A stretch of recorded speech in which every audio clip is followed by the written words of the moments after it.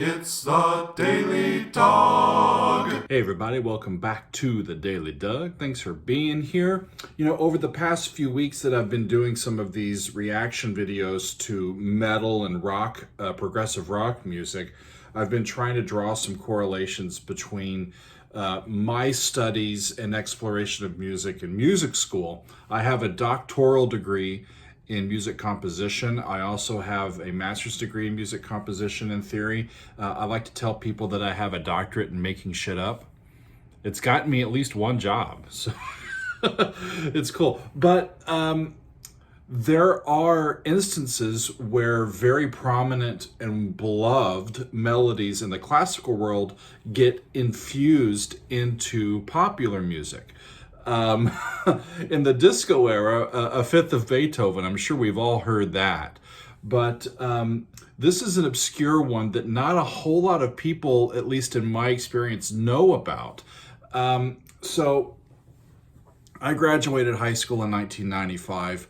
And the late 90s, I'm a big Dave Matthews fan to this day, so I really enjoyed the Dave Matthews Band back in the day. And I remember when Supernatural by Santana came out. It was 1999. And of course, the big hit off of that was Smooth with Rob Thomas.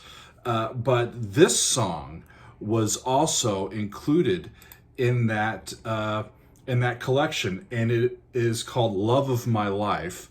And here's a little clip of Santana playing it with Dave Matthews and Carter Beauford, the Dave Matthews Band drummer, on the drums.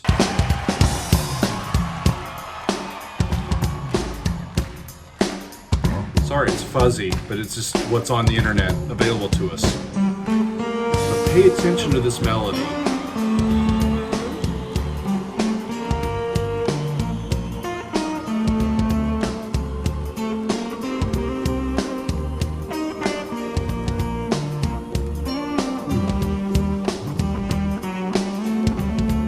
It's a nice little lick. There's Dave acting like he was 20-something years ago.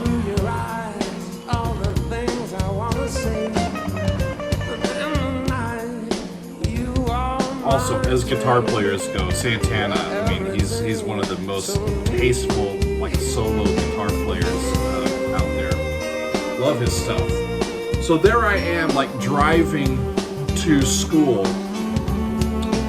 rocking out to this in the car.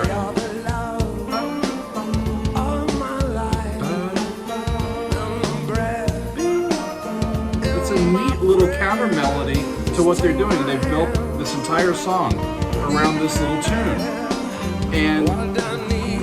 And I get to school where I'm studying music. It's my undergrad, and we're in romantic literature class. Now, that's not romantic novels. That is music literature of the Romantic era, which is basically Western Europe for most of the, if not all of the 1800s. And we're working on Brahms that day, and specifically we're working on Brahms' Third Symphony. So we get through movement 1, we get through movement 2. The whole thing is 35 minutes. And we get to the third movement, and the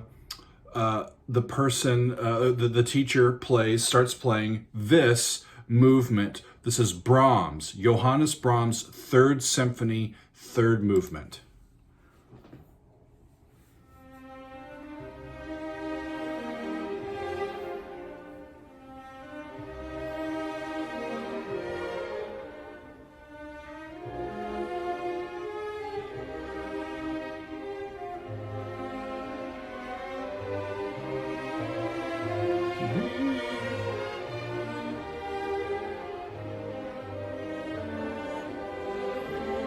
And of course, my brain goes, whoa? Didn't I just hear that on my radio with Dave Matthews and Santana? But yeah, this melody Santana borrowed from Johannes Brahms and his Third Symphony. This theme goes throughout this little movement. It's a wonderful thing. I'm gonna back up to where this movement starts again. Watch the line second from the bottom. That's the cellos, and that's where the melody is. So the second from the bottom, violoncelle. Yada-dum, be-da-dum, ba-da-dum. 2, 3.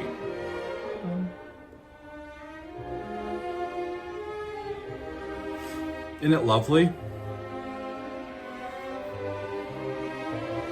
I'm gonna let this play for a second.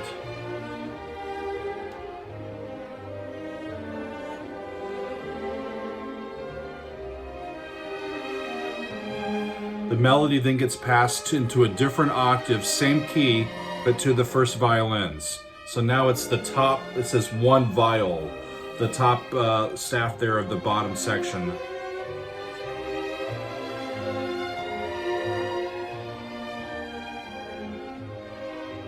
So that's a major theme of this particular movement of this Brahms symphony. So at letter A, they move into a contrasting sound that doesn't include this particular melody. It's stuff that's based on the melody, but it's not this particular melody. And you can see there are lots of accidentals. He's moving into different key areas. But if we wait for a second, that main melody will come back. So watch the 1, 2, 3, 4, fifth one down, the horn. Now the horn is making the tune, singing the tune, playing the tune, with the oboes and flutes in 3 octaves. Horn, oboe, flute in 3 octaves. As this comes back.